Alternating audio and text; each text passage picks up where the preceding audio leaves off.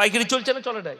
হ্যাঁ, দেখবে রমজান মাস আসুক, যদি কোনো হাফেজ সাহেব একটু ধীর স্থির ভাবে পড়ে, নামাজে দেরি করে তারাবিতে, কি হাফেজ আন নিবে, একদম স্পিড নাই, যে হাই স্পিড হতে হবে, যেন ফেরেশতারাও খুঁজে না পায় মাল পড়ছে কোথায়। এরা দোষ দেয় হাফেজের, হাফেজের দোষ নাই। একদিন যদি দেরি করে দেয়, বাইরে বেরি মুসল্লি গটা ঝামেলা, একে রাখতে হতো না, হাফেজটাকে বেকার রেখেছিস বলে, কেন? স্পিড নাই, 40 মিনিটে নামাজ শেষ হবে, আল্লাহু আকবার, আলহামদুলিল্লাহ মালিক এরা বললে ফুটিয়ে দিলে ভাই দারুণ হাফেজ। ফেরেশতারা বলছে তুরাই জানিস, আমরা তো বুঝতে পারি না মাল পড়ছিল কোথায়। এই তো সমাজের নামাজ। আর অথচ কোরআনে আছে আল্লাযীনা হুম ফি সলাতিহিম খাশিউন, নামাজ পড়লে ধীর স্থির ভাবে পড়ো। আমাদের নামাজ তো ওই জন্য রাসূল বলেছেন, রাসূল সাল্লাল্লাহু আলাইহি সাল্লাম বলেন, ফাইন্নাহু ইয়ারাক, তোমরা নামাজে দাঁড়ালে মনে মনে ভাববে আমি আল্লাহকে দেখতে পাই বা না পাই, আমার আল্লাহ আমাকে অবশ্যই দেখছে। কিন্তু দুঃখের বিষয়, খালা নামাজের নিয়ত মেনে যা আসরেন আল্লাহু আকবার, আর ভাতের হাঁড়ি চুলোতে চাপানো আছে, এখন খড় দিয়ে জ্বলানো আছে, কাঠ দিয়ে আছে, ভাতের হাঁড়ি উল্টিয়ে পড়ছে এখন মাড়গুলো, আর চড়বড় চড়বড় চড়বড় চুলো করছে, খালা আলহামদুলিল্লাহ, বুঝতে পারছেন? ও ভাতের হাঁড়ি দেখছে, ভাতের হাঁড়ি আর নামাজ একসাথে, নামাজ কেমন হবে? আমাদেরও নামাজ তাই, দোকান করেছে একটা নিয়ে, আমাদের দেশের লোকের অভ্যাস হচ্ছে ঠিক একামত চালু হবে তখনই ছুটবে মসজিদে ঢুকার লেগে, ঠিক কিনা? শুরু হয়েছে আল্লাহু আকবার আল্লাহু আকবার, ই তখন তাড়াতাড়ি গিয়ে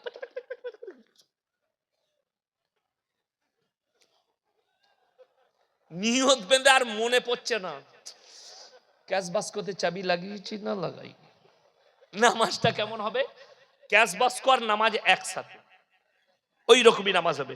ওই জন্য রাসূল সাল্লাল্লাহু আলাইহি সাল্লাম বলে, দুনিয়ার হাজত সেরে নিয়ে নামাজে দাঁড়াও। মা, তোমার ভাত হয়ে গেলে তারপরে নামাজটা পড়ো, আর তা না হলে ভাতটা নামিয়ে দিয়ে নামাজটা আদায় করো।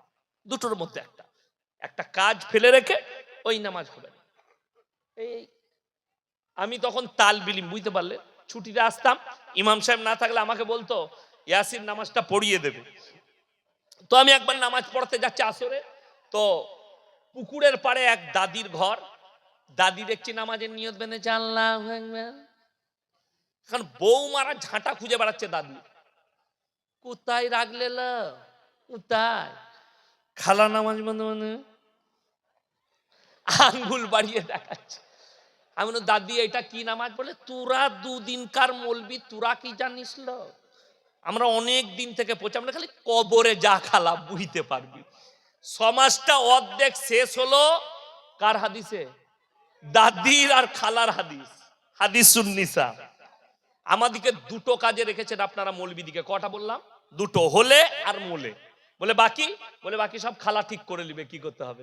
লোক মরে গেছে 4 দিনে, 3 দিনে, 40-এ, চালসে, সাতার ফাইদা, ঘাটে উঠা, নফল, আর 40 দিনে তো মিলাদ এমন ভাবে দিচ্ছে মনে হচ্ছে যেন আর বাপের বিয়ে। বুনকে বলতে যাচ্ছে, বুনাইকে বলছে, বিয়াইকে বলছে, বিয়ানকে বলছে, ফুপুকে বলছে, মামাকে বলছে, কিন্তু পাড়ার নেতাকে বলছে, হাজি সাহেবকে বলছে, বড় লোককে বলছে, এতিম মিসকিনকে বলে নাই। ঠিক বললাম না?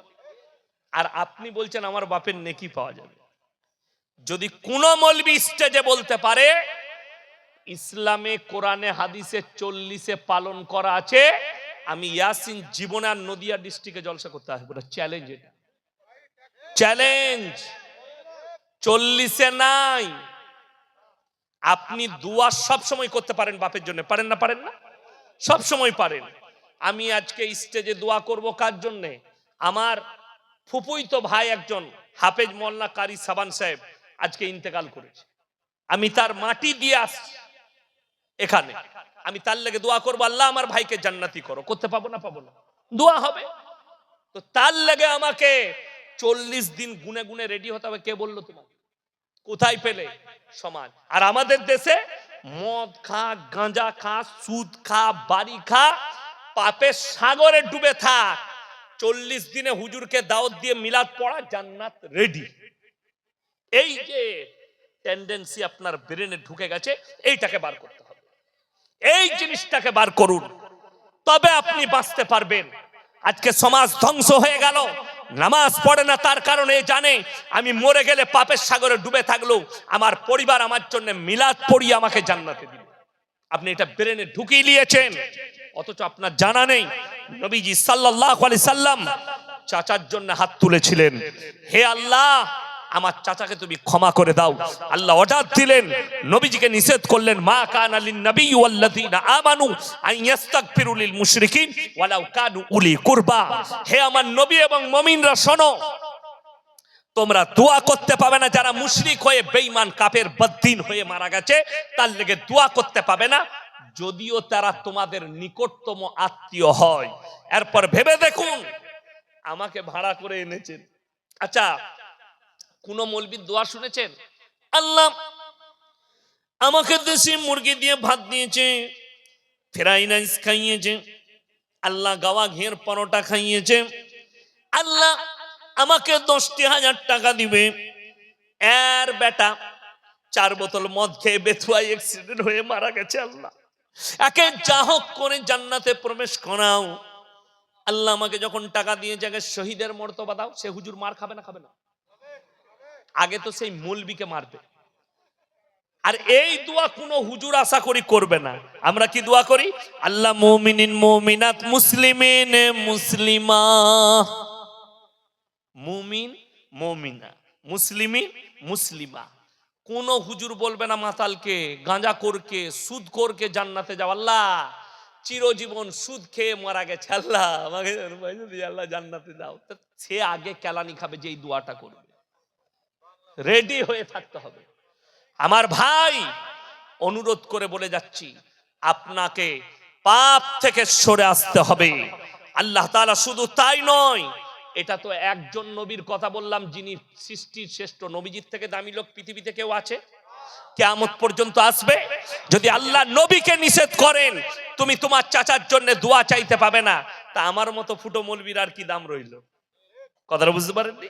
শুধু তাই নয়, বলে দিই, হযরতে নূহ নবী পৃথিবীর যতগুলো আল্লাহ নবী পাঠিয়েছেন সব থেকে বেশি ইসলামের প্রচার করেছেন নূহ নবী। 950 বছর, 50 কম হাজার, জোরে একবার বলুন সুবহানাল্লাহ।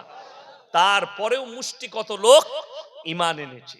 হযরতে নূহ নবী অনুরোধ করলে হাত জড়ো করে, হে আমার কওম, হে আমার সন্তান, আমার পরিবার, তোমরা আল্লাহকে বিশ্বাস করো, তা না হলে আল্লাহ তোমাদেরকে কঠিন আযাবে মুবতালা করবে।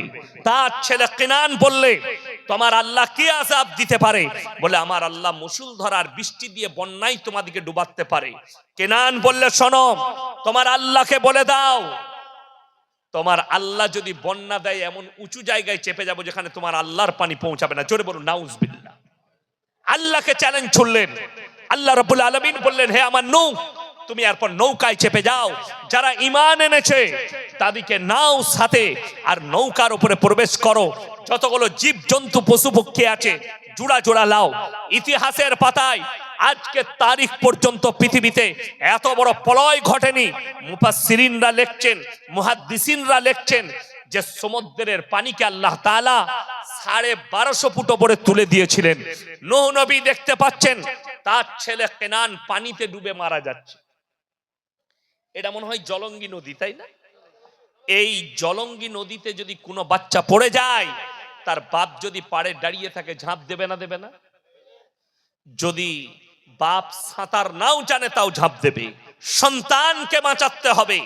হযরতে নূহ নবী আল্লাহর কাছে হাত তুলে বসলেন আর বললেন, লা আসিমাল ইয়াউমা মিন আমরিল্লাহ। ওগো আল্লাহ, এ আমার অরসজাত পুত্র, আমার কষ্ট হচ্ছে, আল্লাহ তুমি আমার সন্তানকে বাঁচিয়ে নাও। আমার আল্লাহ ধমক দিলেন, লামিনাল খাসিরিন, যে আমাকে মানেনি, আমার নবীকে মানেনি, আমার দিনকে মানেনি, তার জন্য আমার কাছে দোয়া করো না। তুমি যদি আর একবার দোয়া করো আমি তোমাকেও ক্ষতিগ্রস্তদের মধ্যে ফেলে দেব। এটা কোরআন। আল্লাহ ধমক দিলেন নূহ নবীকে, হাত নামিয়ে নাও, দোয়া করতে পাবে না।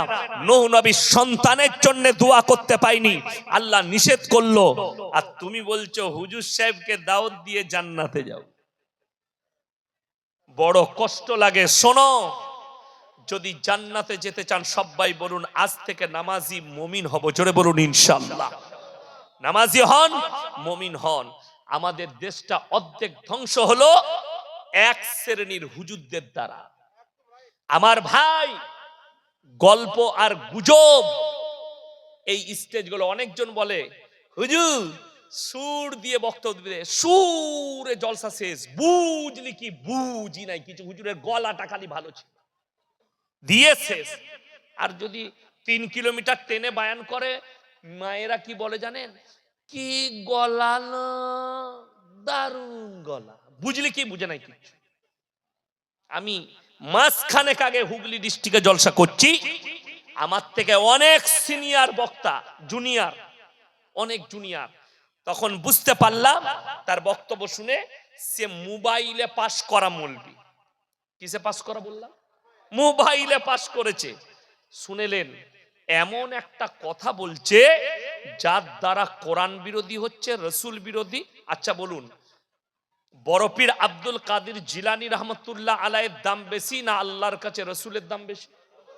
আল্লাহ রসুল সাল্লাল্লাহু আলাইহি সাল্লামের দাম অনেক বেশি। শুধু তাই নয়, বড় পীরের থেকে সাহাবীদের মূল্য বেশি। ঠিক কি না? কথা বলেন। কিন্তু বড় কষ্ট লাগে। ঘটনা শুনবেন। বাবাজিরা, মায়েরা, বোনেরা 4 কিলোমিটার টানছে। আর আমি চিন্তা করি, আল্লাহ এই মূর্খ লোকগুলো দিন না থাকার কারণে, কোরআন হাদিসের জ্ঞান না থাকার কারণে এরা জোরে কি বলছে? সুবহানাল্লাহ। বুঝলি কি? বুঝে না কিচ্ছু।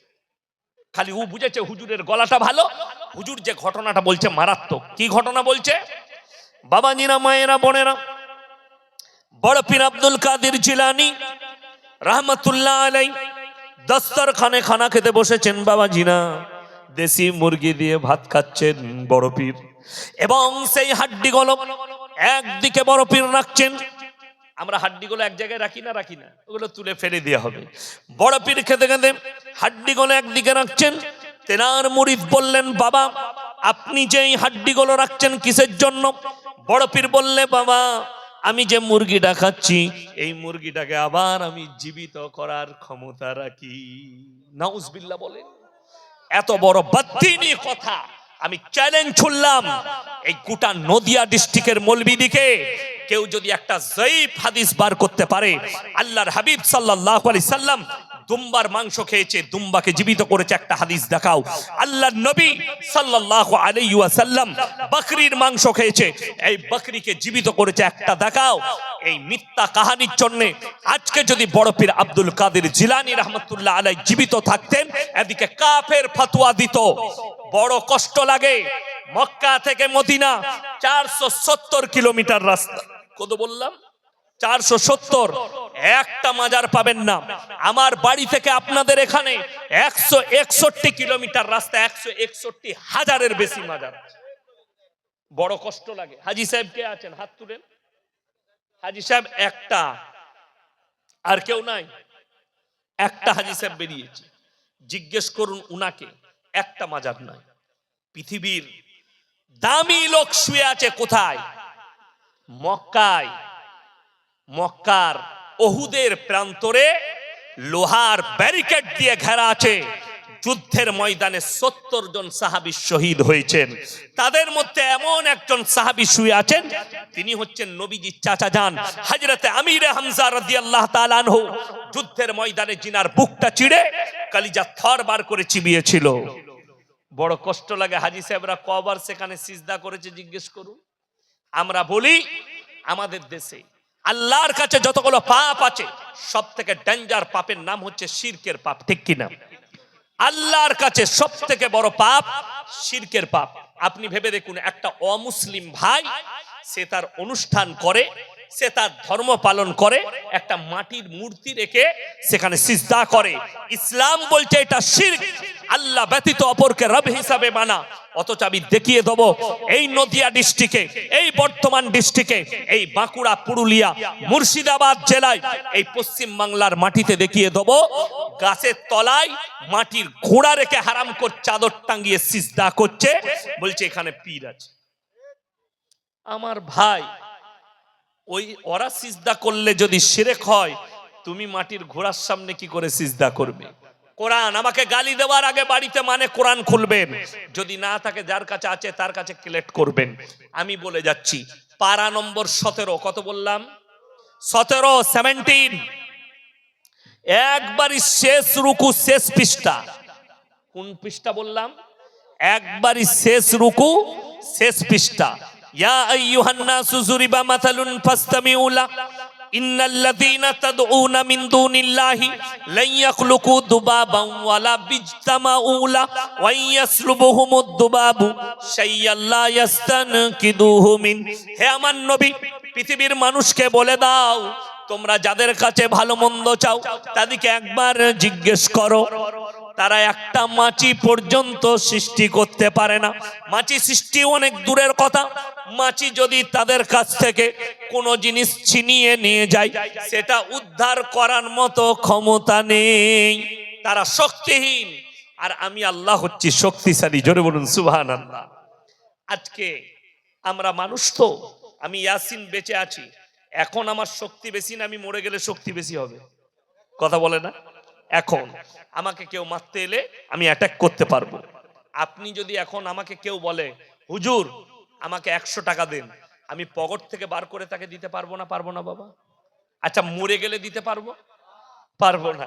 আমি দেখি দিয়ে আমাদের দেশের লোক কবরে গিয়ে বলছে বাবা পয়সা দাও, বাবা আমাকে ছেলে দাও, বাবা আমাকে সম্পদ দাও। ই মাজারে চাইছে, মাজার থেকে বেরিয়ে লাইনে দাঁড়ালো, দুদিকে রাস্তায় যাচ্ছে, ভিখারি বসে আছে, আল্লাহকে নাম পে দে দে, আল্লাহকে নাম পে। কেন? এই ভিখারিটাও জানে টাকাটা মাজারে বাবার কাছে নাই, তোর পকেটে আছে। কথাটা বুঝতে পারেননি? বড় কষ্ট লাগে।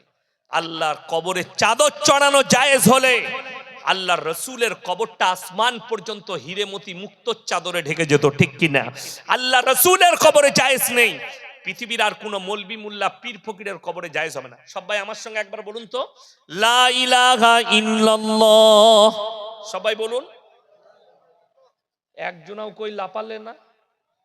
আর বাংলাদেশে চলুন, হুজুর বলছে লা ইলাহা ইল্লাল্লাহ, শালা ইস্টে নিচে থেকে উপরে হুজুরের মাথার উপর, লুঙ্গি একদিকে, আন্ডারপ্যান্ট একদিকে, সে একদিকে। নাউজুবিল্লাহ। আপনি এটাকে দিন মনে করছেন? দিন এটা নয়, এরা ইসলামের মজাক বানিয়ে রেখেছে। অনেক অমুসলিম ভাই ইসলামকে টোল করছে। সবাই আপনাদেরকে বলে যাচ্ছি, আল্লাহর কসম খেয়ে বলছি, ইসলাম সত্যর উপরে টিকে আছে, ঠিক কিনা? কথা বলেন। মিথ্যার উপরে নয়। আপনি মিথ্যা বানিয়ে রেখে দিয়েছেন গল্প গুজবের দ্বারা। ইসলাম মিথ্যার উপরে টিকে নেই, সত্যর উপরে। আল্লাহ রাসূল সাল্লাল্লাহু আলাইহি সাল্লাম সত্যর প্রচার করেছেন, ন্যায়ের প্রচার করেছেন, শিরকের বিরুদ্ধে বলেছেন। যতগুলো নবী আর পয়গম্বর আল্লাহ পাঠিয়েছেন পৃথিবীর বুকে, সকলের প্রথম তবলিগের নাম ছিল এক আল্লাহর উপরে বিশ্বাস, অনেকগুলোর উপরে নয়। আজকে মৌলবীদের কাছে আমার আব্বাজি 55 বছর জলসা করেছেন। এই ময়দানে আমি জলসা করে গেছি, তখন সোশ্যাল মিডিয়া ছিল না।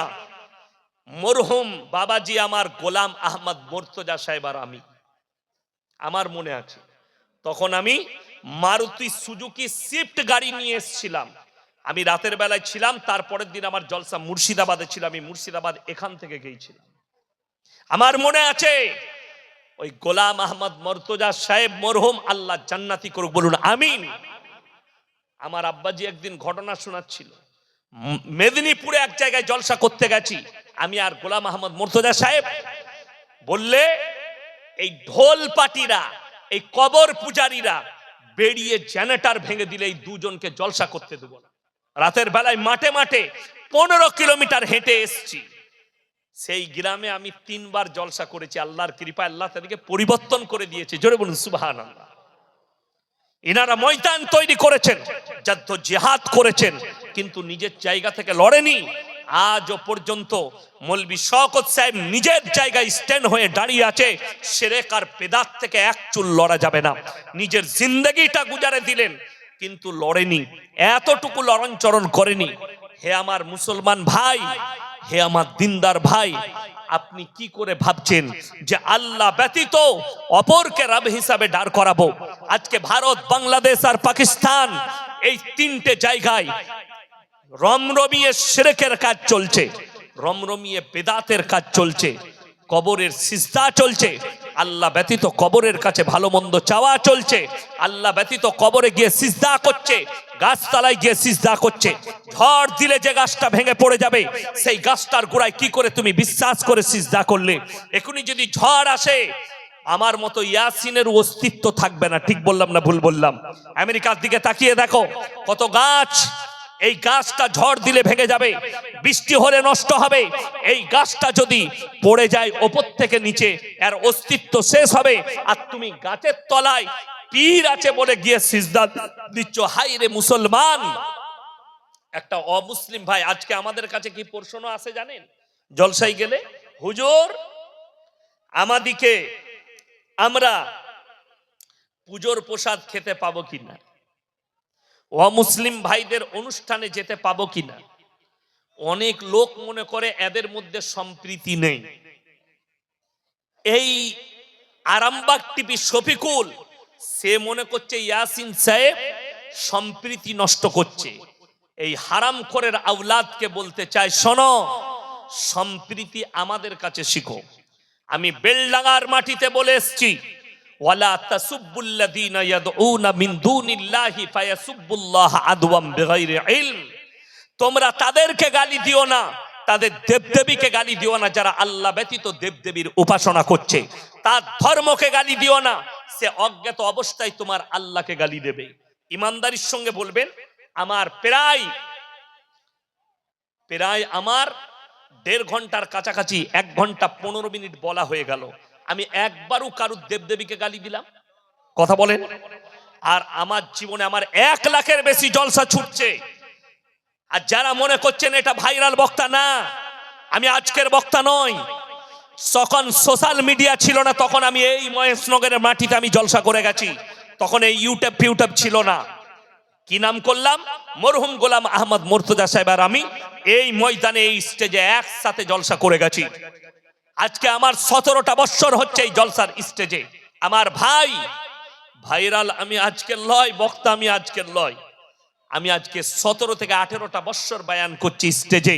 এই স্টেজের ওপরে আছি, আমি আমার জায়গা থেকে স্ট্যান্ড ভাবে দাঁড়িয়ে আছি। আমি লড়ি নাই, আর আমার মৃত্যুকাল পর্যন্ত আমার জায়গা থেকে আমি এক চুল লড়ার কোনো রাস্তা পাবো না। আমার কাছে মৃত্যু এলেও আমি শিরকের বিরুদ্ধে আছি। আমি আমার মৃত্যু চলে এলেও শিরকের বিরুদ্ধেই যাব। আমার ভাই, আমি ইয়াসিন বলে যাচ্ছি, সম্প্রীতি আমি আপনাকে বুঝিয়ে দিই। আল্লাহ তাআলা বললে তার দেবদেবীকে গালি দিও না। আমার বর্তমানে 1 লাখের বেশি জলসা ছুটছে।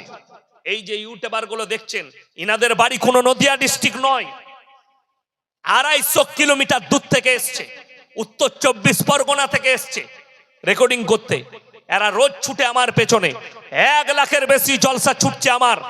একটা যদি প্রুফ বার করতে পারেন, কারো দেবদেবীকে গালি দিয়েছি, কারো ধর্মকে গালি দিয়েছি, আমি আর জীবনে বক্তব্য দেব না। এটা আমার চ্যালেঞ্জ রইল, আপনাদেরকে যদি অ্যাকসেপ্ট করতে পারেন আর এক্ষুনি দেখাতে পারেন, আমি স্টেজ থেকে আমি এই জলসার খরচা দিয়ে নেমে যাবো ইনশাআল্লাহ।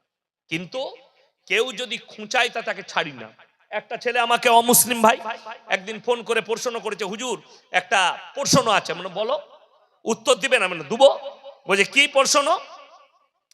ভাই আপনারা গরুর মাংস খান? আমি খাই। গায়ের মাংস? দিয়ে বললে দুধ খান? আমি খাই। আমাকে বলে মায়ের দুধ খান? আমি খাই। বলে মায়ের গোশ খান না কেন? আপনার সাথে দারুণ কথা। আমি উত্তর দেবো? বলে হ্যাঁ। আমি কিন্তু ফোন কেটে পালাবি না, আমাকে গালি দিবি না। বলে কেন? আমি আমার কথা কিন্তু ইনজেকশন, আমি এমনি গাল খাওয়া বক্তা, তুই কিন্তু গাল দিবি না। বলে না না, আমি ফোন কাটবো না। আমি বললাম তুমি গায়ের মুত খাও? বলে হ্যাঁ। গোবর খাও? হ্যাঁ। আমরা মায়ের গু আর মুত খায় না কেন? সে তখন আমাকে মা বোন তুলে গাল দিচ্ছে। তো সে উত্তর প্রশ্ন করেছে, আমি উত্তর দিয়েছি। বিশ্বাস করুন, 2 বছর আগে আমাকে মেদিনীপুরে প্রশ্ন দিয়েছিল একজন যুবক, কি হুজুর শিবলিঙ্গ নিয়ে আপনি কিছু বলুন। আমি বললাম, শোন, আমি যে ধর্ম সম্পর্কে পড়িনি আমি আলোচনা করতে পারবো না। শিবলিঙ্গ সম্পর্কে আমার কোনো জ্ঞান নেই, অর্থাৎ এই নিয়ে আলোচনা করার আমার কোনো অধিকার নেই। আমি করলে অমুসলিম ভাইরা কষ্ট পাবে, আমি উল্টো কথা বলবো, একটাও ভালো কথা বলতে পারবো না, অর্থাৎ তাদেরকে কষ্ট দেওয়া হবে। যদি বলিস তোর লিঙ্গ নিয়ে, তাহলে কথা বলতে পারবো, কিভাবে কাটবি, কিভাবে পানি লিবি, ওইটা আমি বলে দিতে পারবো, কিন্তু শিবলিঙ্গর গল্প আমি জানি না। আমি কেন বলবো? তারা কষ্ট পাবে কেন? মুসলিম ভাইদিকে আমি কষ্ট দেবো? আমার একটা জলসা পাবেন না, কিন্তু কেউ প্রশ্ন করলে তাকে কিন্তু ছেড়ে কথা বলি না। কেউ যদি ঠেস পৌঁছায়, যেমন কিছুদিন আগে বাগেশ্বর ধাম বাবা ধীরেন্দ্র শাস্ত্রী তিনি आम ভাবে বলেছেন, মুসলমান কে দোকান সে কোই সামান মত খরিদো। আমি বাবাকে বললাম, বাবা आप दोगलेपन कर रहे हैं, ये बाबा पखंडी बाबा है। बाबा ने खुद कहा था एक इंटरव्यू में, सवाल किया, भाई आपका बहन का जो शादी हो रहा था पता चला किसी ने पैसा नहीं दिया? बोले नहीं, मेरे रिश्तेदारों ने किसी ने पैसा नहीं दिया। मेरा एक दोस्त था, मेरा एक मित्र था मुसलमान, उन्होंने 20,000 रुपया मेरे को उधार दिया था मेरे बहन के शादी के लिए। बाबा वाह, बड़ी अच्छी बात है, अपने बहन के शादी के लिए मुसलमान के पैसा से शादी करा सकते, लेकिन कोई हिंदू भाई मुसलमान के दुकान से मत खरीदो। ये अच्छी बात कहा। अब ये सोच लो, जितने भी मुसलमान कंट्री है वो लोग अगर कहेंगे कि इंडिया का गोश्त नहीं लेंगे तो हमारे देश के मंत्री लोग रोएंगे। যতগুলো চাল স্পট হচ্ছে, যতগুলো চালের ফ্যাক্টরি আছে, রাইস মিল বালারা যারা কন্ট্যাক্ট পেয়েছে বিদেশে, অমুসলিম ভাইদের রাইস মিল, তারা তাদের ব্র্যান্ডের উপরে আরবি ইসলামিক নাম লিখেছে, তবে মুসলমান রাষ্ট্রগুলো কিনছে। তারা দেখে না এটা কোন ধর্মের। আমার ভাই আপনাকে বলে যায়, সম্প্রীতি নেবেন। সম্প্রীতি হচ্ছে রাসূল আকরাম সাল্লাল্লাহু আলাইহি সাল্লাম বললেন, তোমরা দেখো না তোমার বাড়ির পাশে কে বসবাস করছে, সে দলিত হোক, হিন্দু হোক, আদিবাসী হোক, খ্রিস্টান হোক, ক্ষুধার্ত হলে খাবার দাও, বস্ত্রহীন হলে বস্ত্র দাও, বিপদে পড়লে পাশে দাঁড়াও। জিজ্ঞেস করো না কোন জাতের। বড় কষ্ট লাগে। নবী আকরাম সাল্লাল্লাহু আলাইহি সাল্লাম বললেন, তোমরা মুমিন হতে পারবে না ততক্ষণ পর্যন্ত তোমার কাছ থেকে তোমার প্রতিবেশী যতক্ষণ পর্যন্ত সুরক্ষিত নয়। আমার ভাই, এইটার নাম সম্প্রীতি। তোমার বাড়ির পাশে হিন্দু হোক আর যেই হোক, ক্ষুধার্ত হলে তাকে খাবার দাও, বস্ত্রহীন হলে বস্ত্র দাও, বিপদে পড়লে পাশে দাঁড়াও। কিন্তু তার মানে এটা নয় তার অনুষ্ঠান হবে, শিরকের অনুষ্ঠান হবে, তুমি যোগদান করবে। আল্লাহ কোরআনে বললেন, লা ইলাহা উলা ওয়ালা ইলাহা উলা, তোমরা দুটো নৌকায় পা দিও না। তাদের পুজোর অনুষ্ঠান হবে, আপনার দায়িত্ব আপনার দ্বারা যেন কষ্ট না পায়। আমাদের দেশের কিছু লোক বলছে এই মৌলবীরা মূর্খ, ধর্ম যার যার, উৎসব সবার। আহা, কথাটা মারাত্মক কথা। আমি তাইলে বলবো কুরবানির সময় ডাকবো, গরুর ঠ্যাংটা ধরবি আয়। কথাটা বুঝতে পারেননি? কষ্ট দেওয়া হবে। আমাদিকে ডাকা হয়, বাজাপ্তা থানাওয়ালা ডাকে, থানার আইসি আমাদিকে ডাক করে, ডিএম ডাক করে, বিডিও অফিসার আমাদিকে ডাক করে। ডেকে কি বলে, স্যার আপনারা বার্তা দেন। আমরা মৌলবীরা কি বার্তা দিই, তোমরা যখন কুরবানির সময় প্রাণীটা জবাহ করবে, ময়লাটা পরিষ্কার করবে, মাংস আত্মীয় বাড়িতে পাঠালে ভালো করে প্যাকেট করে পাঠাবে। কেন? ইসলাম কেউ কি কষ্ট দিতে শিখায়নি, তোমার দ্বারা যেন কেউ কষ্ট না পায়। এটা রাসূল আকরাম সাল্লাল্লাহু আলাইহি সাল্লামের আদর্শ আমরা শিক্ষা দিই। আর তুমি বলছো, বোম্বে থেকে ফোন করে আমার এক বন্ধু বলছে, হুজুর দেওয়ালির মিষ্টি খাওয়া যাবে না? যাবে না। আমি বললাম হারাম। কথাটা বুঝতে পেরেছেন না পারেননি? পুজোর প্রসাদ কেন হারাম আপনাদেরকে বলে যাই। পুজো উপলক্ষে যদি খানা হয় হারাম, পুজো উপলক্ষে যদি তার মান্নত করা জিনিস দেওয়া হয়, কোরআনে আছে ইন্নামা হাররামা আলাইকুমুল মাইতাতা ওয়াদ-দামা ওয়া লাহমাল খিনজির ওয়া মা উহিল্লা বিহি লিগাইরিল্লাহ। প্রবাহিত রক্ত, মরা জন্তুর মাংস, শুয়োরের মাংস, আল্লাহ ব্যতীত অপরের নামে উৎসর্গিত জিনিস তোমাদের জন্য হারাম করা হলো। সেই মালটা ঠাকুরের নাম সামনে হোক, কবরের সামনে হোক, গাছের সামনে হোক, আল্লাহ ব্যতীত যদি অপরের নামে নেওয়া হয়, পীরের নামে হোক, বাবার নামে হোক, যার নামে উৎসর্গ করা হবে। কেউ যদি মাজারের নামে, কোনো বাবার নামে, কোনো গাছের নামে, কোনো ঢিপির নামে মুরগি মান্নত করে, 1000 বার বিসমিল্লাহ বলে জবাহ করলেও হালাল হবে না, বৈধ হবে না, যেহেতু আল্লাহ ব্যতীত অপরের নামে উৎসর্গিত জিনিস। আমার ভাই, এই ধরনের পাপ থেকে বাঁচবো, সকলে জোরে বলুন ইনশাআল্লাহ। আমার বর্তমান টাউনে দুঃখ লাগে কি জানেন, দুর্গাপুজোর বড় বড় মণ্ডপ হয়, তারা ধর্ম পালন করে, কিছু মুসলিম ছেলে আবার তাদের কমিটিতে থাকে, পুজো ভাসাতে যায় মদ ফ্রি পাবে বলে। বাস্তব বলছি, আমি কিন্তু কেউ ভয় করে কথা বলি না, হকটা বলছি আমি। আর যদি মিথ্যা হয় আপনাকে যেমন বলে দিই, মহররমের দিনে যাবেন, যতগুলো ছেলে বর্তমান টাউনে মহররম পালন করছে, কসম খাবো না, আপনাকে চোখে দেখিয়ে দেবো, সব কটাই মদ খেয়ে আছে, সব কটা মাতাল। অথচ তারা বলছে হাম আশিকে রসুল হে, মদ খায় আশিকে রসুল।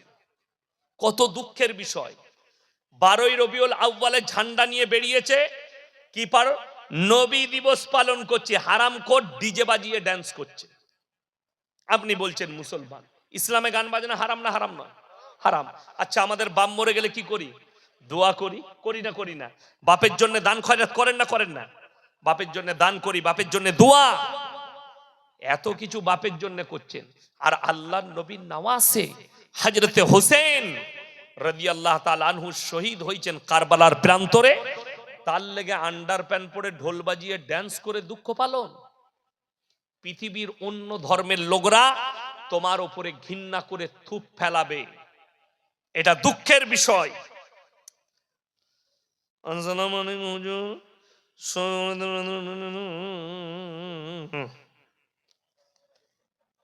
শবে বরাতের রাতের নামাজ, আমি তো বলেই দিয়েছি, আমাদের দেশে ফরজ ইবাদত নিয়ে মারামারি নাই, নফল নিয়ে মারামারি, ঠিক কিনা কথা বলে? আচ্ছা, যেমন বলে দিই, এই আজকে জানাজার নামাজ হলো, বিশ্বাস করুন, আজকে শুধু লয়, যে কোনো গ্রামের রোগ এটা, এলান হয় না? হয় না? জোহরের পরে জানাজার নামাজ হবে, এলান হয় না? হ্যাঁ। আচ্ছা, কেউ যদি জানাজার নামাজ ছেড়ে দেয়, গুনাহ আছে? কোনো গুনাহ নাই। এলান হলো, 5 ওয়াক্তের নামাজিরা মসজিদে ঢুকে নামাজ আদায় করছে, আর আমাদের দেশের কিছু হারামখোর আছে, উজু করে দাঁড়িয়ে আছে, ও শুধু জানাজাটা পড়বে। ঠিক বললাম না ভুল বললাম? আচ্ছা বলুন, কেউ যদি জেনে শুনে ফরজ ইবাদত ছাড়ে, গুনাহে কবিরা, বড় গুনাহ, আপনি বড় গুনাহ করছেন দাঁড়িয়ে থেকে। 5 ওয়াক্ত নামাজ পড়ে না, এই কলকাতা, মিটিয়াবুরুজ, খিদিরপুর, 24 পরগনা, মেদিনীপুর, হাওড়া, হুগলি, এই এই শবে বরাতের রাত্রে কিছু ছেলেকে দেখতে পাবেন, সব বাপের কিনা বাইক নিয়েছে, অ্যাপাচি, কেটিএম, আর সব কটাই গুটকা খোর। কি বুঝলেন? আর দিয়ে একবার করে কবরস্থানে যাচ্ছে, দাদর কবর যাচ্ছে, হয়ে গেল। ফজরের সময় বলছে, তোর কত রাকাত হলো বে? বলে আমি 80 রাকাত পড়ে ফেলেছি। তোর কত হলো? বলে আমার 82 চলছে। বলে 100 পূরণ কর। শেষকালে ফজরের সময় যখন মুয়াজ্জিন বলছে হাইয়া আলাস সালাহ হাইয়া আলাল ফালাহ, এরা তখন বলছে আমাদের সবাই পালা, ইমাম আর মুয়াজ্জিন, আর পরে যা পারবি চালা। ওরা নাই, আবার পরের বছরে দেখবে। আমাদের দেশে তো 3 দিন আগে থেকে দাদিরা, দাদরা বাচ্চা ছেলের হাতে পয়সা দেয়। কেন? বোম ফাটাকা, গায়ে মনে হচ্ছে যুদ্ধ চলছে, দাম দ্রুম ফাটাম ফুটু। আর খালা জীবনে নামাজ পড়ে না, শবে বরাতের দিনে ঠিক রুটি করছি, জান্নাতে যাবে রুটি বেলে, ঝাঁটা জুতো খাবি। জান্নাত কখনো রুটি বেলে পাওয়া যায়? কিছু কিছু হারাম করে বলছে হালুয়া রুটি। আমি একবারও বললাম হালুয়া রুটি খাওয়া হারাম? কথা বলেন। আপনি কালকে করে খান না, কে মানা করেছে? রোজ করে খান। কিন্তু কেউ যদি বলে শবে বরাতের দিনে হালুয়া রুটি করতেই হবে, এর থেকে বড় কাঁচা বেদাত আর কিছু নাই। এমনি নামাজ পড়ে না। আচ্ছা শুনেলেন কত বড় দুঃখের কথা, রমজান মাসে নিজে থেকে কেউ যদি একটা ফরজ রোজা ছেড়ে দেয়, গুনাহ আছে না নাই? এমনকি হাদিসে এসছে সারা জিন্দেগি যদি কেউ রোজা রাখে একটা রোজার মাসুল দিতে পারবে না, কেউ যদি নিজে থেকে ইচ্ছাকৃতভাবে রোজা ছাড়ে। অথচ দেখিয়ে দেবো আমাদের দেশের লোকরা এমনি রোজা রাখে না, ও কিন্তু শবে বরাতে রোজা রাখবে। মারামারি শবে বরাতে মসজিদে এলান হয় না, হয় না? কথা বলে না? আসসালামু আলাইকুম, আগামী কাল শবে বরাত। আমাকে শবে বরাতে একটা মেয়ে ফোন করে বলছে হুজুর কি নিয়ত করব? আমি বললাম তুই নিয়ত কর কালকে মরবো। নামাজের আবার নিয়ত? এই তো আমাদের দেশে তিনটে কোয়ালিটির নামাজি আছে। ঈদ একটা আছে খালি ঈদ আর বকরা ঈদ পড়বে, একটা জুম্মার, একটা 5 ওয়াক্ত। ঈদের দিনে লাপাই কারা বেশি? ওই মাল কটায় যারা রোজাও রাখেনি, জীবনে নামাজ পড়ে না, এসে বলছে হুজুর নিয়তটা বলে দেবে। নিয়ত নিয়ে কি করবি বে? তাকে জিজ্ঞেস করছি এই দরুদ শরীফ জানো? না। আতাদ? না। কিছু জানি না। না। আমি তুই খালি মাথা ঠোক, তোর এমনি হয়ে যাবে, তোকে কিচ্ছু করতে হবে না, খালি মাথা ঠোক, নিয়ত না বাঁধলেও চলবে তোর। কেন? উমালের তো এমনিও হবে না, ও তো জীবনে নামাজ পড়ে না আর পড়বেও না, ও কোন রকম এইছে ঈদের দিনে মাথা ঠুকতে। আমার ভাই বেঈমান কাফেররা তাদের কাজে কামিয়াব হয়েছে, আমরা মুসলমান আমাদের কাজে নাকাম, আমরা নাকাম হয়ে গেছি। যেহেতু আপনার ফ্যামিলিকে, আচ্ছা আপনারা বলুন পর্দা করা ফরজ না ফরজ নয়? ফরজ। পর্দা রেখেছেন না ছিঁড়ে ফেলেছেন? ছিঁড়ে ফেলে দিয়েছেন। আচ্ছা বলুন, এই দেখেন আমাদিকে বক্তা দিকে একটা করে কলম গিফট করেছে। এই কলমটা প্যাকেটের ভেতর আছে না প্যাকেটের বাইরে? এই ভেতরে আছে বলে কলমটাকে একটু স্ট্যান্ডার্ড মনে হচ্ছে না খারাপ মনে হচ্ছে? স্ট্যান্ডার্ড মনে হচ্ছে, এর ইজ্জতটা বেশি মনে হচ্ছে, তাই না? আচ্ছা এই কলমটার দাম বেশি না 2 টাকার কলমটার দাম বেশি? এটার দাম বেশি। কেন? প্যাকেটের ভেতরে আছে স্ট্যান্ডার্ড। একটা চকলেটের দাম 1 টাকা, ঠিক কি না? ওই 1 টাকার চকলেটটা কেউ যদি খুলে বাটি করে নিয়ে প্লেটে বিক্রি করে কেউ কিনবে? কেন? এই চকলেটটাই ময়লা পড়েছে, মাছি বসেছে, ইজ্জত নষ্ট হয়েছে। হাইরে মুসলমান, 1 টাকার চকলেট যদি খুলে বিক্রি করলে তার ইজ্জত নষ্ট হয়, একটা নারীর আল্লাহ কতটা মর্যাদা দিয়েছে। তোমার বিটিকে রাস্তায় খুলে তুমি বাইরে বার করেছো, বেপরদা করে তোমার বিবিকে বাইরে বার করেছো, তাদের কতটা ইজ্জত নষ্ট হতে পারে তোমার ব্রেন একবারও বলেছে কোনদিন? একটা কলা যদি কেউ ছিলে বিক্রি করে, সেই কলা কেউ কিনবে না, যেহেতু মাছি বসেছে আর ময়লা পড়েছে। তোমার কাছে যদি একটা কলার এত ইজ্জত হয়, তোমার মেয়ের ইজ্জত কই? তোমার বিটির ইজ্জত কই? তোমার স্ত্রীর ইজ্জত কই?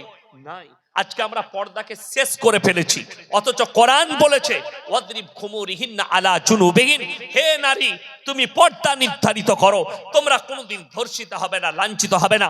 রাসূল আকরাম সাল্লাল্লাহু আলাইহি সাল্লামের কাছে যেদিনে পর্দা ফরজ হয়েছে, সেই দিনে শুনেলেন আল্লাহর হাবিব সাল্লাল্লাহু আলাইহি সাল্লামের কাছে পর্দা ফরজ হওয়ার পরে নবীজির বিবি এবং সাহাবীর বিবিরা পায়ের নখটা পর্যন্ত হুজরাখানা থেকে বের করেনি। জোরে বলুন সুবহানাল্লাহ। আমি এমনি জলসা করি, রোজার মাসে মাদ্রাসার আদায় করি, বেশিরভাগ আদায়ে থাকি, বড় মাদ্রাসা চালাই, ওই জন্য আদায় করতে হয়। বিসমিল্লাহ পাঠিয়ে দেন। আমার ভাই আপনাদেরকে বলি, খুব দুঃখের সঙ্গে বলছি, রমজান মাসে আমি জলসা করি, একটা দুটো জলসা করি। তো আমার গত বছরে মুর্শিদাবাদে জলসা ছিল 25শে রমজান।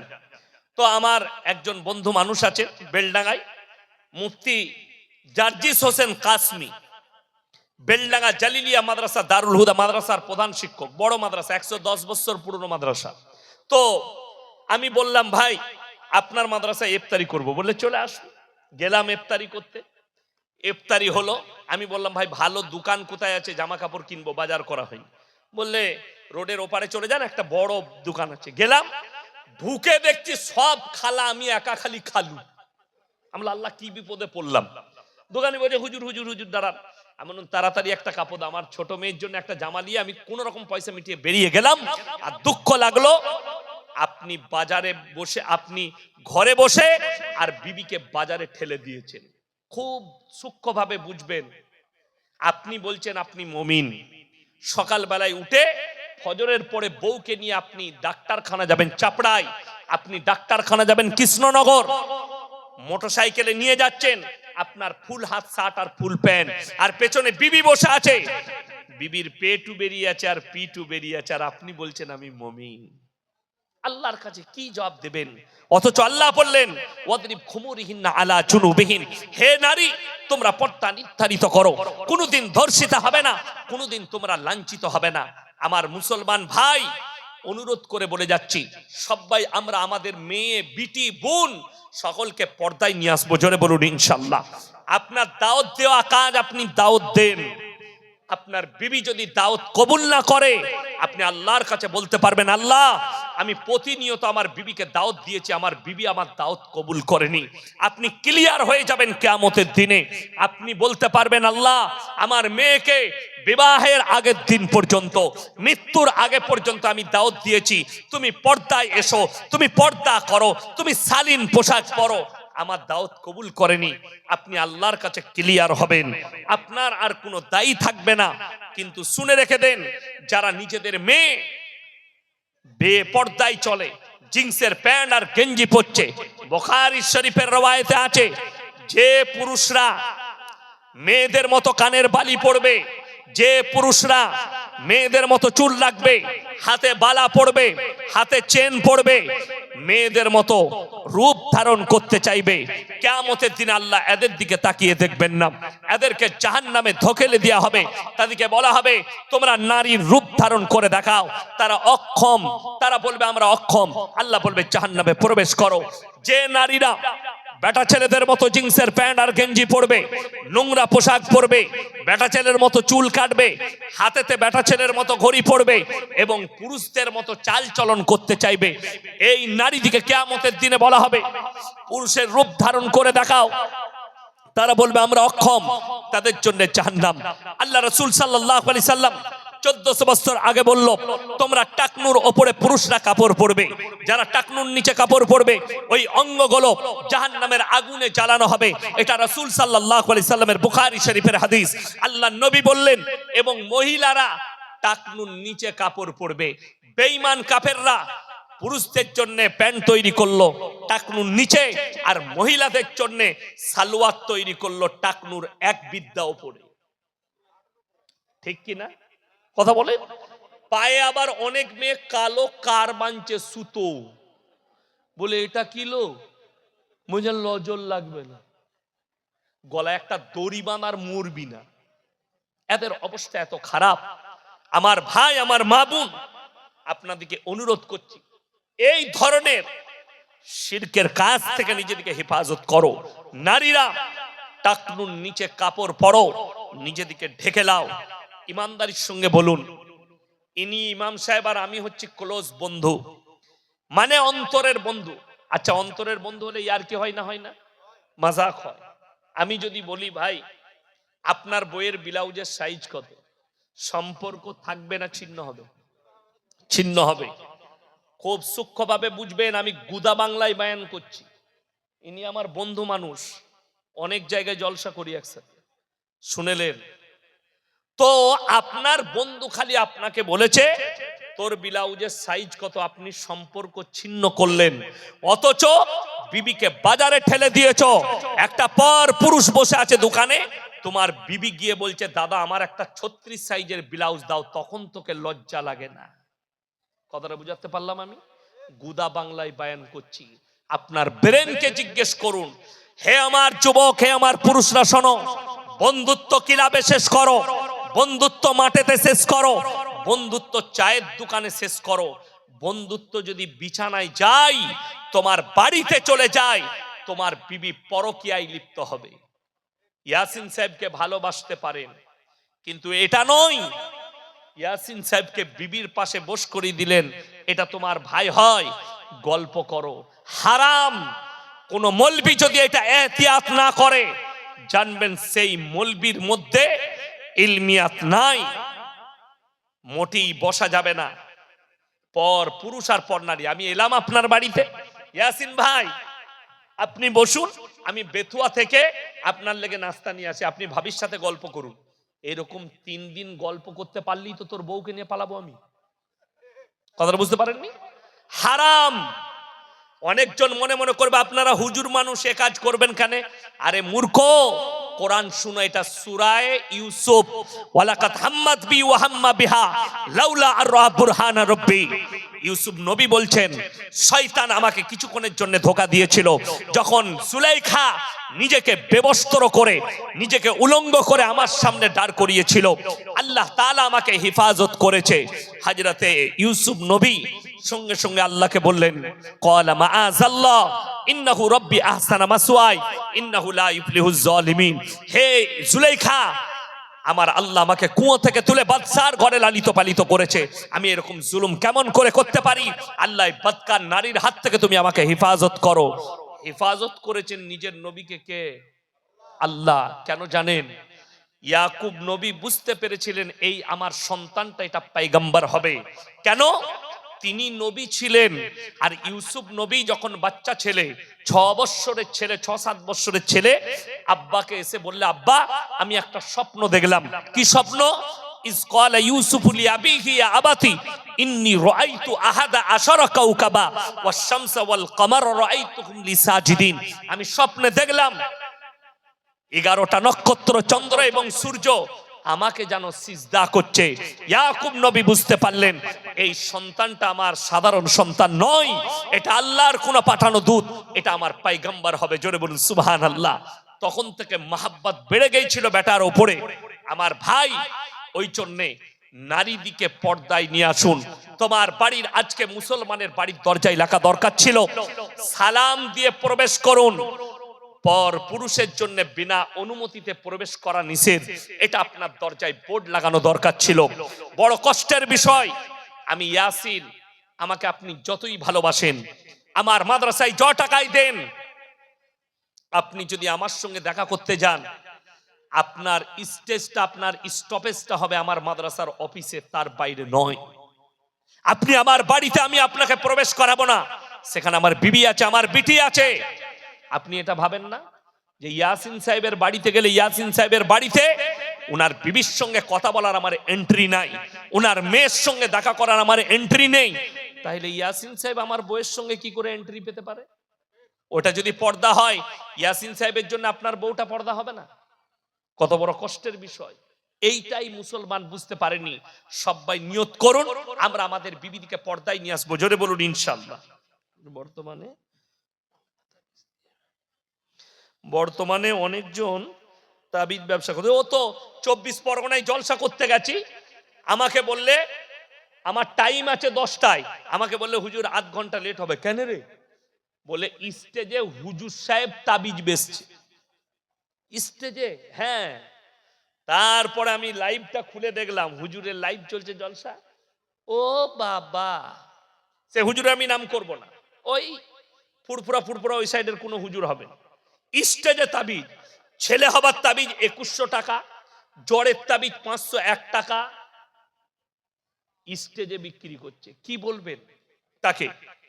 শুনেলেন আপনার রোগ হয়েছে, আমি বলে যাচ্ছি সূরা ফাতিহা 11 বার পানিতে দম করে আপনার ইমামকে বলুন 11 বার সূরা ফাতিহা পড়ে পানিতে দম করে দিবে, আল্লাহ চাইলে শিফা দান করবে। জোরে বলুন সুবহানাল্লাহ। রাসূল সাল্লাল্লাহু আলাইহি সাল্লাম হাদিস বর্ণনা করলেন, সমস্ত রোগের শিফা সূরা ফাতিহায় কালো জিরা এবং মধুর মধ্যে। জোরে বলুন সুবহানাল্লাহ। কালো জিরা খান, রোগ ভালো হয়ে যাবে। আপনি ভালো আলেম দেখলে, শুনেলেন আপনার শরীরে জ্বর আছে, ইমাম সাহেবকে বলুন, ভালো আলেমকে বলুন, ভাই একটু কোরআনের আয়াত পড়ে আমার শরীরে ফুঁক দিয়ে দেন, আল্লাহ চাইলে শিফা হবে, নাইলে হবে না। কিন্তু আমাদের দেশে এমন এমন লোক তাবিজ লিখছে, আপনি অবাক হবেন। আমার বর্ধমানে চলুন, এক হারামখোর ডাব গাছে শিকড় ভরে দিচ্ছে। তাকে জিজ্ঞেস করছে পেলে কোথায়, বলছে বাবাজি না স্বপ্নে আমাকে নবী সাহেব দিয়েছে। আর হারামখোর জুম্মার নামাজও পড়ে না। কথা ভেবে দেখুন। আচ্ছা, যে লোকটা জুম্মার নামাজও পড়ে না, তার স্বপ্নে কি নবীজি আসতে পারেন? পারেন না। নবীজি সাল্লাল্লাহু আলাইহি ওয়াসাল্লাম আসার প্রথম শর্ত হচ্ছে হালাল খাবার খেতে হবে, তাকবীরে উলার সঙ্গে নামাজ আদায় করতে হবে। আমাদের মতো বক্তারও তো তাকবীরে উলা চলে যায়। কথাটা বুঝতে পারেননি? আমি আসর পড়েছি আমার মাদ্রাসায়, মাগরিব কাজা হলো, রাস্তায় এসে ওই কুসুম গ্রামের কাছে একটা মসজিদে আমি মাগরিব পড়লাম। কথাটা বুঝতে পারেননি? হ্যাঁ, আমার ভাই তাকবীরে উলার সঙ্গে আর হারামখোর এক ওয়াক্তের নামাজ পড়ে না, জুম্মা পর্যন্ত পড়ে না, পিশাব করে পানি নেয়নি কি আল্লাহ ছাড়া কেউ জানে না, বলছে স্বপনে তাবিজ পেয়েছে। কে বুঝাবে? লোক যাচ্ছে তার কাছে। বিশ্বাস, আস্থা সবাই আল্লাহর উপরে ভরসা রাখবো। জোরে বলুন ইনশাআল্লাহ। ভালো মন্দ, কল্যাণ অকল্যাণ আল্লাহ, আল্লাহ ছাড়া ভালো মন্দের মালিক কেউ নেই। বেঈমান কাফেররা উঠে পড়ে লেগেছে, আপনাকে ব্যর্থ করতে হবে আপনার ইমানকে মজবুত করে। এই শফিকুল যাকে দেখছেন, এর নামটা মুসলমান, এরকম 100টা হারামখোর আছে, নাম মুসলমান রেখেছে কিন্তু মুসলমান বলা যাবে না, তাদের ইমান নেই। আর যদি আমি নাজিয়া ইলাই খানকে বলেছি, যদি 10 মিনিট বসতে পারিস আমার সঙ্গে টিকে থাকতে পারিস, তাহলে কোথায় বসবি খালি বল। কলকাতার যে কোনো জায়গায় প্রশাসন থাকবে। আর এই শফিকুল আরামবাগে বসবে, বসো, আরামবাগে যেখানে বসবে খালি প্রশাসন ঠিক করো। আমি আরামবাগেই যাব, সেই জায়গায় খালি প্রশাসন থাকবে, তোর মিডিয়া থাকবে, আমার মিডিয়া, 10 মিনিটে প্রুফ করাবো মুসলমান নয়। 10 মিনিট সময় লাগবে না, লাইভ চ্যালেঞ্জ, মুসলমান লয়। আর যতগুলো গোবরখোর আর মুতখোর ওখানে তার কমেন্টে লিখছে, একটা ভালো লোক না, একটা শিক্ষিত না, একটা জ্ঞানী নেই। কেন? ন্যায় পরায়ণ সে। এখান থেকে হারামখোর বাংলাদেশের খবর করছে, মণিপুরের খবর করার ক্ষমতা নাই। মণিপুরে 2 জন মাকে ন্যাংটো করে ঘোরানো হয়েছে, দলিত মা বোনকে ন্যাংটো করে ঘুরিয়েছে। এই ভারতের কুত্তা মিডিয়াগুলো এরা খবর দিয়ে দিচ্ছে কোথাকার। রাশিয়া ইউক্রেন যুদ্ধের খবর পাচ্ছে, ফিলিস্তিন গাজার খবর পাচ্ছে, কিন্তু সামান্য বাংলাদেশের খবর পেয়ে যাচ্ছে ভারত ছেড়ে। মণিপুরের খবর পাইনি। মণিপুরে কতগুলো দলিত মা বোনের উপরে অত্যাচার হয়েছে, কতজনকে ধর্ষণ করা হয়েছে, মার্ডার করা হয়েছে, খবর সম্প্রচার করবেন। শফিকুলের কমেন্টে দেখলাম একজন মুতখোর কমেন্ট করেছে, এই মৌলবীকে তো জেলের কুঠরিতে রাখা দরকার। তোর বাপের হিম্মত থাকলে আমাকে ভরে দেখা, ভরে দেখা, তারপরে বুঝতে পারবি আমার ভালোবাসার লোক আছে না নাই। আপনারা আছেন না নাই? জোরে বলুন ইনশাআল্লাহ। হ্যাঁ হ্যাঁ, এরা মনে করছে এত সহজে মৌলবীকে জেলের গাড়ো দেয়। শুনেলে শফিকুলকে বলছি, আমাকে জেলের কুঠরির যে স্বপ্ন দেখছো, ইয়াসিন জিনা করেনি যে জেলে, জিনা করে জেলে যাবে না। ইয়াসিন চুরি করে জেলে যায়নি। জেনে রেখে দিবে, আমি ইয়াসিন যদি জেলে যায় আল্লাহর জন্য, কোরআনের জন্য আর ইসলামের জন্য। কত সাহাবী জেলের কুঠরিতে গেছে, হযরতে বেলাল হাবশির কোমরে দড়ি বেঁধে টানা হয়েছে, ঈমান থেকে সরেনি। আমার বুকে যদি জেলের কুঠরিতে নিয়ে গিয়ে আমাকে যদি গুলি চালাও, আল্লাহর কসম করে বলছি, কোরআন থেকে ঈমান থেকে 1 ইঞ্চি সরার কোনো রাস্তা নাই। জোরে বলুন ইনশাআল্লাহ।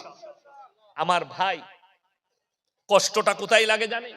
আমাদের দেশে একটা মেয়ে বোরকা পরে আর হিজাব পরে স্কুলে গেলে, কলেজে গেলে তাকে কেস লড়তে হয় কোর্টে গিয়ে, ঠিক কিনা? কিন্তু দুঃখের বিষয়, আমাদের দেশে যদি কোনো মেয়ে ন্যাংটো ঘুরে বেড়ায়, এরা বলে নাইস, বিউটিফুল। ন্যাংটো ঘুরলে তাকে কোর্টে যেতে হয় না, বোরকা পরলে, হিজাব পরলে সেই মেয়েকে কোর্টে যেতে হয়। এইটাই হচ্ছে দুঃখ। এরা কাকে ভালোবাসে, মেয়ের শরীরকে কি না কাকে, এটা দেখে ভালো করে বুঝেলেন। আর শফিকুলকে বলবো যে তুমি বেশি দালালি করতে যেও না, তোমার ভান্ডা ফুটে গেছে, বাংলার মুসলমান জেনে গেছে তুমি 1 নম্বর হচ্ছে গোবর করার মুতখোর আর বিক্রি হওয়া মাল। এটা জানতে কারো কোনো মুসলমানের বাকি নাই। তুমি তোমার কমেন্ট গুলো পড়ে নাও, আমার কমেন্ট গুলো তুমি পড়বে, আর তোমার কমেন্ট আমি পড়ে দেখে নিয়েছি, সব গোবর করার মুতখোর। ভাই দুঃখের কথা বলছি শোনেন, একটা মানুষ কেউ কি গালি দিলে পুরো কমিউনিটি তার লেগে দায়ী নয়। আমেরিকা সঙ্গে ভারতের সম্পর্ক খারাপ হয়েছে, তো আমেরিকার সঙ্গে তো রাশিয়ার সম্পর্ক খারাপ, যে কোনো মুহূর্তে যুদ্ধ লাগতে পারে। তোমার দেশের প্রধানমন্ত্রীকে জিজ্ঞেস করো রাশিয়ার সাথে সম্পর্ক কেন ভালো আছে? সাপের মুখেও চুম দিবে আর বিড়ালের মুখেও চুম দিবে। তুমি পাগলামি জুড়েছো। ইয়াসিন বললে অপরাধ আর মন্ত্রীরা বললে রাইট। তোমার হিম্মত থাকলে মন্ত্রীদের বিরুদ্ধে বলে দেখো। একবার ওই মাথায় চাবড়িয়ে আরামবাগ পুলিশ একবার জেলে ভরে এলো হারাম করকে, খুলবে না দরজাটা, কাঁদছিলি কেন? পাগল। এসব একদম হারাম করে দল। আমি আপনাদেরকে সাবধান করছি, বিশেষ করে বাংলার মুসলমান রিপাবলিক টিভিকে বয়কট করুন। সকলে জোরে বলুন ইনশাআল্লাহ। এই রিপাবলিক টিভি মুসলমানের জন্য প্রতিনিয়ত আমাদের জন্য, কোরআনের জন্য, ইসলামের জন্য মিথ্যা প্রচার করে যাচ্ছে, মিথ্যাচার করে যাচ্ছে। এই শফিকুলকে বলছি, আমার কাছে এই শফিকুলের একটা হোয়াটসঅ্যাপ চ্যাট আছে। কোথাকার? বীরভূমের ছেলে চ্যাট করেছিল তার সঙ্গে। কি বলে? সুতি থানায় দুটো দাসদের ছেলে বোম রাখতে গিয়ে রেল লাইনের উপরে ধরা পড়েছে। তুমি কি এই খবরটা করবে না? কি বলছে জানেন? খবরটা পেপারে দিয়েছে, হারামখোর তোর ক্ষমতা নাই খবরটা সম্প্রচার করি কেন? তুই মুতখোর আর গোবরখোরের কাছে বিক্রি হয়েছে, তোর ঈমান ধ্বংস হয়ে গেছে, তুই মুসলমানই হতে পারিস না। তা না হলে খবর সম্প্রচার করে দেখা। বড় কষ্ট লাগে, দুঃখ লাগে। আমাদের মতো মৌলবীকে বলছে, মৌলবীর ভাষা দেখো, আল্লাহ হেফাজত করুক। এ ভাই সবাই নামাজ পড়বো, জোরে বলুন ইনশাআল্লাহ। নামাজ কেউ ছাড়বেন না, জোরে বলুন ইনশাআল্লাহ। এই বিবিদিকে সবাই পর্দায় রাখবো, জোরে বলুন ইনশাআল্লাহ। সবাই রাখবেন তো? কাল থেকে মেলা করবেন তো? নাউজবিল্লাহ বলেন। মেলা হারাম, মেলা করবেন না, মেলা যাবেন না। নিজের ঈমানকে বাঁচান। দেখুন এই বাবুরা জলসার দাওয়াত দিয়েছে, যারা জলসা করেছে আল্লাহ তাদেরকে কামিয়াবি দান করুক, বলুন আমিন। এই জলসা কমিটিকে আল্লাহ কবুল করুক, বলুন আমিন। কিন্তু দুঃখের কথা বলছি শুনেলেন, আমরা বক্তব্য দিলাম, আপনার দায় আমি নিতে পারবো না। ইসলাম আপনার কাছে পৌঁছে দিলাম। কোরআনের আয়াত শোনাচ্ছি, সূরা আরাফ প্রথম পৃষ্ঠা, ফালানাস আলান্নাল্লাযীনা উরসিলা ইলাইহিম ওয়ালানাস আলান্নাল মুরসালিন। হে আমার নবী, তুমি বলে দাও কিয়ামতের দিনে আমি নবী পয়গম্বরকে দাঁড় করাবো, তাদের উম্মত উম্মতিকেও দাঁড় করাবো। আমি তাদেরকেও প্রশ্ন করব তোমরা দাওয়াত কিভাবে দিয়েছো, আর তাদের উম্মত উম্মতিকেও প্রশ্ন করা হবে তোমরা কবুল কি করে করেছো। আজকের এই মহেশনগরের জলসার ময়দানে যারা এতক্ষণ পর্যন্ত আলোচনা শুনলেন, সমস্ত আলোচনা আমার ইয়াসিনের উপরেও প্রশ্ন আসবে, তুমি কিভাবে দাওয়াত দিয়েছিলে, আর আপনার কাছেও প্রশ্ন আসবে তুমি কবুল করেছিলে কিনা। আল্লাহ আমাদের সকলকে পাপ